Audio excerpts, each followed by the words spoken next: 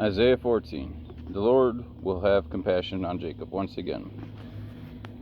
Once again he will choose Israel and will settle them in their own land. Foreigners will join them and unite with the descendants of Jacob. Nations will take them and bring them to their own place, and Israel will take possession of the nations and make them male and female servants in the Lord's land. They will make captives of their captors and rule over their oppressors. On the day the Lord gives you relief from your suffering and turmoil and from the harsh labor forced on you, you will take up this taunt against the king of Babylon, how the oppressor has come to an end, how this fury has ended. The Lord has broken the rod of the wicked and the scepter of the rulers, which in anger struck down peoples with unceasing blows, and in fury subdued nations with relentless aggression. And all the lands are at rest and at peace. They break into singing.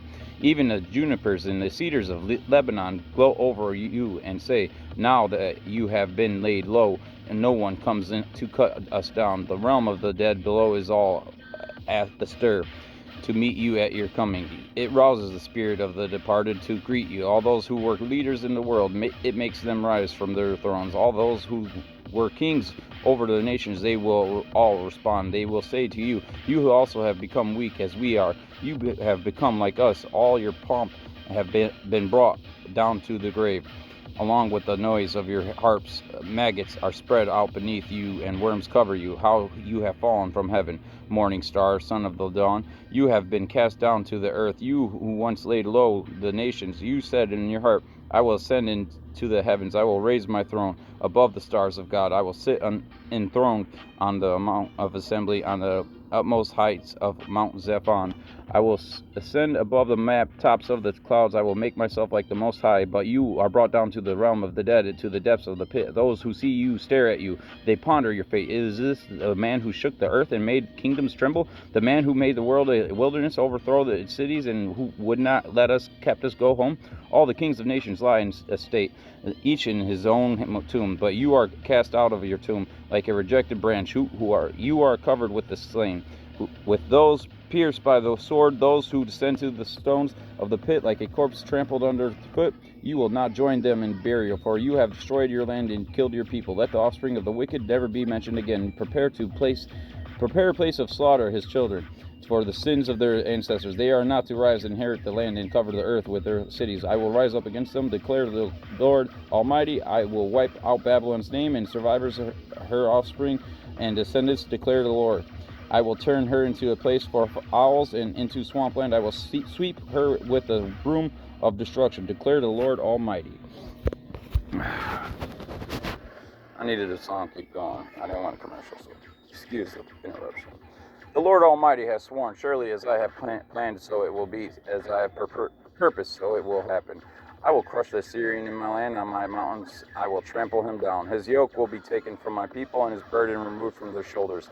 This is the plan determined for the whole world. This is the hand stretched out over all nations. And for the Lord Almighty has purposed, who can thwart him? His hand is stretched out, and who can turn it back? A prophecy against the Philistines. This prophecy came in the year King Azaz died. Do not rejoice, all you Philistines, that the rod that struck you is broken. From the root of the snake will spring up a viper. Its fruit will be darting. Venomous serpent. The poorest of the poor will find pasture, and the needy will lie down in safety. But your root I will destroy by famine. It will slay your survivors. Wait, you gate, howl, you city, melt away, all you Philistines. A cloud of smoke comes from the north, and there is not a straggler in its ranks. What answer shall be given to the enemies of that nation? The Lord has established Zion, and in her his afflicted people will find refuge. It's a pretty interesting story, and I think I just said something about wanting to reach and help those in need. I don't know. This is just one of those coincidences, dude. It correlates with my life. The stories I read in this book. And it's like knowing when people were wrong. And when God had to do what he had to do and extinguish it when people were wrong. I just hope we don't have to come to those times again. We're in the New Testament, y'all. Or not. Let's not go back to the old. Come on. Stop provoking someone you don't want to provoke. I mean, y'all can provoke me all you want. I got the patience of a great man who died for us. I mean, I shouldn't say I have the exact same, but I do have similar patience attuned to how he lived his life. I ain't perfect like him.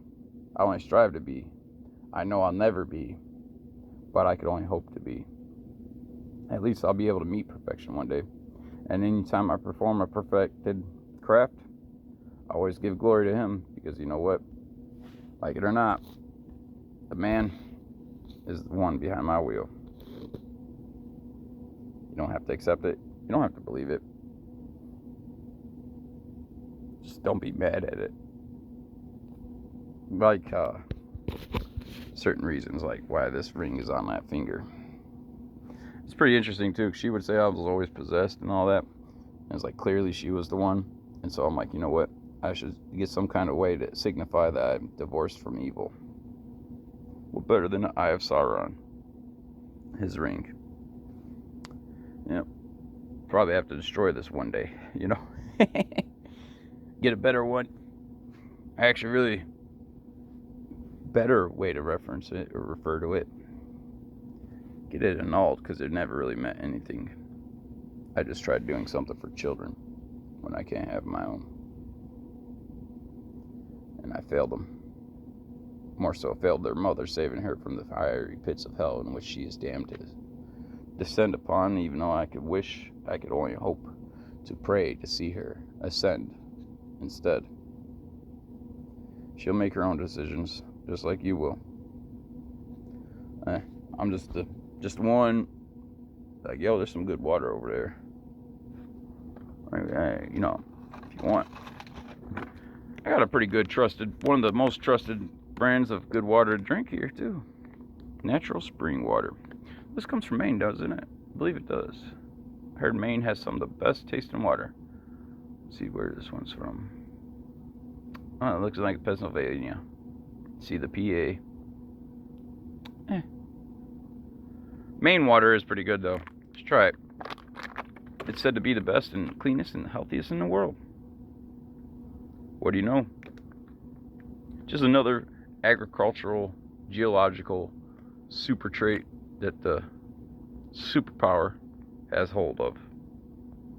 You should look into why America was destined to be the superpower that runs the world. In God's name. Make no distinction. In God's name.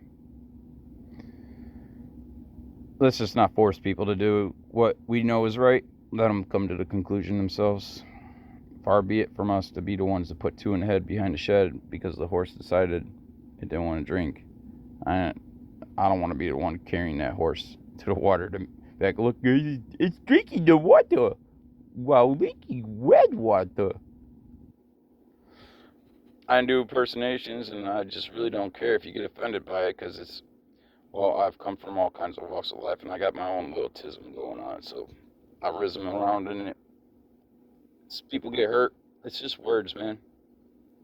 It's not violence. Don't let them make that distinction different.